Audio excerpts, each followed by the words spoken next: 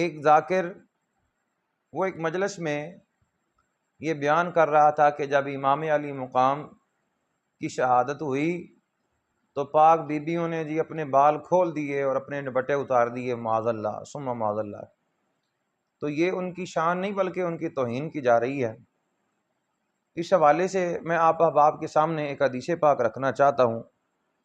نبی کریم رؤوف الرحیم صلی اللہ علیہ وآلہ وسلم کی بارگاہ میں ایک عورت آئی، اس کا نام تھا ام خلاد، وہی منقبۃ تسال عن ابنہا وہو مقتول۔ ایک عورت جس کا نام ام خلاد تھا، وہ نقاب اوڑے نبی علیہ الصلوۃ والسلام کی بارگاہ میں حاضر ہوئیں، اور اس لیے حاضر ہوئیں کہ وہ اپنے مقتول بیٹے کے حوالے سے حضور علیہ الصلوۃ والسلام سے کچھ پوچھیں۔ فقال لها بعض اصحاب النبی صلی اللہ علیہ وسلم جئتی تسالین عن ابنک وانت منکبۃ۔ تو بعض صحابہ کرام رضوان اللہ علیہم اجمعین نے کہا کہ دیکھو، آئی یہ سوال کرنے کے لیے ہے اور یہ نقاب اوڑے ہوئے آئی ہے، حالانکہ اس کا بیٹا جو ہے شہید ہو چکا ہے۔ تو اس عورت نے جب یہ الفاظ سنے تو اس نے کہا ان ارضع ابنی فلن ارضع حیائی۔ تو اس عورت نے کہا کہ میرا بیٹا شہید ہوا ہے، میری حیا شہید نہیں ہوئی۔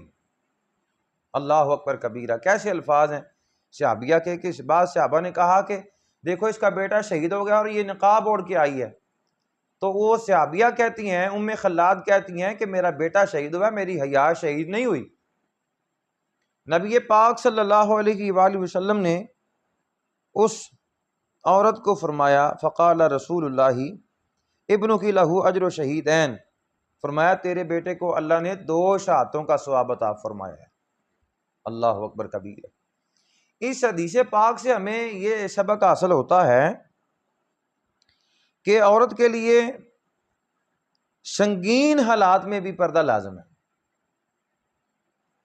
جب عام خواتین کے لیے عام یا سنگین حالات میں بھی پردہ لازم ہے، تو یہ کیسے ہو سکتا ہے کہ حضور کی اہل بیت اطہار ہو، خاندان نبوت ہو، خاندان رسالت ہو، اور خاندان رسالت کی پاک باز بیویاں وہ اپنے سر جو ہیں وہ جناب ان سے دوپٹے اتار دیں اور اپنے بال کھول دیں، معاذ اللہ۔ یہ ان کی تعظیم نہیں بیان کی جا رہی بلکہ یہ ان کی توہین